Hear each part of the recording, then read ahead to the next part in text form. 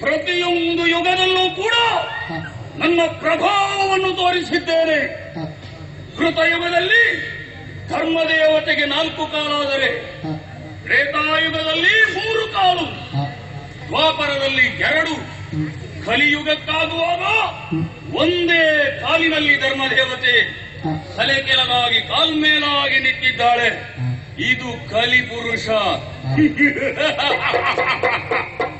ಏನು ಮಾಡೋಣ? ನಮ್ಮ ಪ್ರಭಾವವನ್ನು ತೋರಿಸುವುದಕ್ಕೆ ಈ ಭೂಮಿಯಲ್ಲಿ ಧರ್ಮವೇ ಸಾಕಾರವಾಗಿ ಮೂರ್ತಿ ರೂಪದಲ್ಲಿತ್ತು.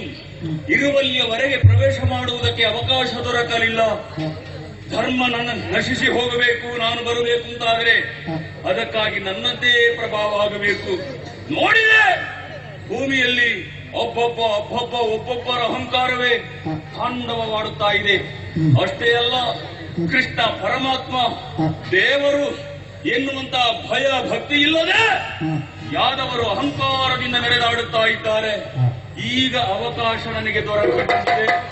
ಯಾದವರ ಸರ್ವನಾಶ ಆಗಬೇಕು. ಈ ಭೂಮಿಯಲ್ಲಿ ಅಹಂಕಾರ, ಅಧರ್ಮ ಇದೆಲ್ಲವೂ ತಾಂಡವವಾಡುತ್ತಿರಬೇಕು. ಹಾಗೆ ಮಾಡದೇ ಇದ್ರೆ ಯುಗ ಪುರುಷ ಕಲಿಯಲ್ಲ. ನೋಡಿ ಏನು ಮಾಡುತ್ತೇನೆ ಎನ್ನುವ ಹಾಗೆ.